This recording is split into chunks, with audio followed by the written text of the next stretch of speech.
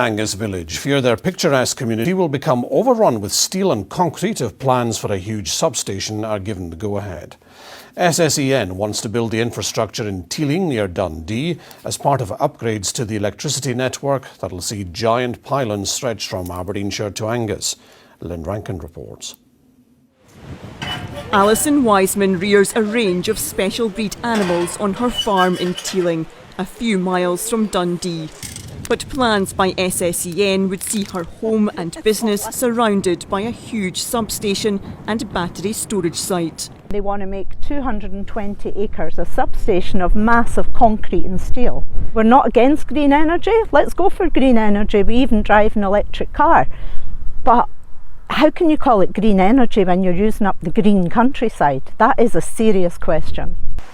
There are 350 homes in Tealing and an existing substation that has already been extended.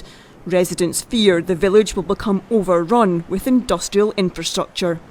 Tealing will become the Grangemouth of Angus. These are not pretty buildings, that are blending into the landscape. They're trying to tell us by dropping it down a metre from what it was before that it's somehow going to be shielded from view. They're telling us that they can screen it off. You can't screen this off in this topography.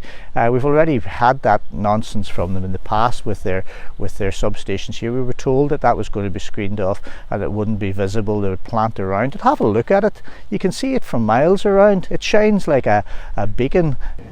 SSEN want to build the substation to connect giant pylons between Kintore in Aberdeenshire and Tealing.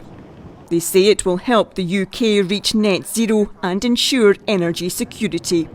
I fully appreciate the strength of feeling amongst people locally, and that's why we're here today at another consultation event to understand their views. We've made some significant changes in terms of screening the substation, the sort of slight changes around the positioning and sort of moving it down slightly in order to sort of take on board that feedback and protect the area from a visual impact as much as we can.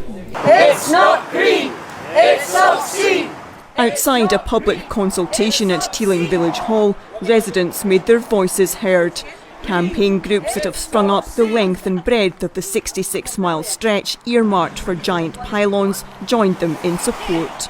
We have a business, a precision ag business, and we have a farm's worth of laboratory-style data on soil analysis that if pylons run through it, that will have a major impact. SSEN aim to submit a planning application later this year. Campaigners, though, say they'll do everything in their power to pull the plug on the plans.